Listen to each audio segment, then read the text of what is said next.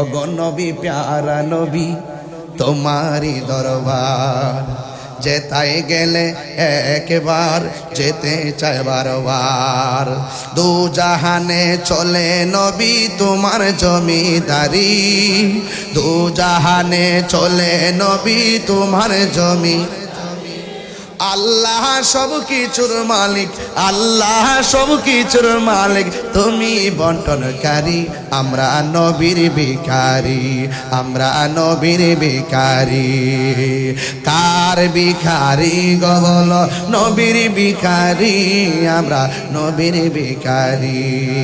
তোমার ক্ষমতা চলে আসমানে শুধু জমিনে নয়, তোমার ইশারায় মাগরিব হতে উল্টায় আসর হয়। এই জায়গাটার ওয়াজ করলে 1.5 ঘন্টা করা যায়। তোমার ক্ষমতা চলে আসমানে শুধু জমিনে নয়, তোমার ইশারায় মাগরিব হতে উল্টায় আসর হয়। তোমার মুজিজার কথা কি শেষ করিতে পারি, তোমার মুজিজার কথা কি শেষ করিতে পারি।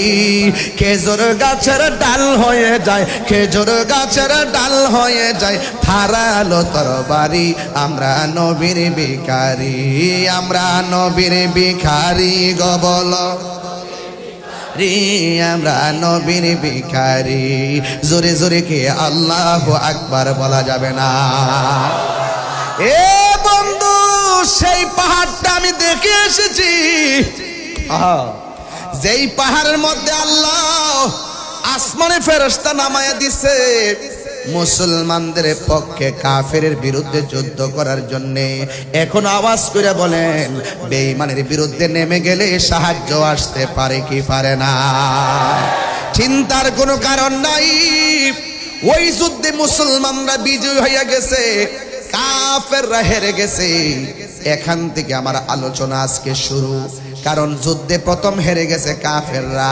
ওই যুদ্ধের সেনাপতি আমার নবী, কাফেরদের সেনাপতি আবু জাহিল্লা। হ্যাঁ বন্ধু, ওই যুদ্ধের মধ্যে আবু জাহিল্লারে 2টা ছোট্ট বাচ্চা শেষ করে দিয়েছে।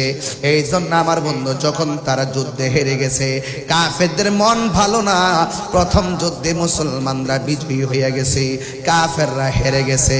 এই জন্য কোন কোন কাফেররা বলে, প্রথম যুদ্ধের প্রতিশোধ নেওয়ার আগে গায়ের মধ্যে তেল মাখবো না, প্রথম যুদ্ধের প্রতিশোধ নেওয়ার আগে স্ত্রী ব্যবহার করব না, এমন ভাবে তারা ওয়াদা করেছে। এবার একটা নীল নকশা এঁকেছে, আমার নবীকে যেইভাবে হোক দুনিয়া থেকে বিদায় করে দিতে হবে। চিৎকার মেরে কি নাউজুবিল্লাহ বলা যাবে না?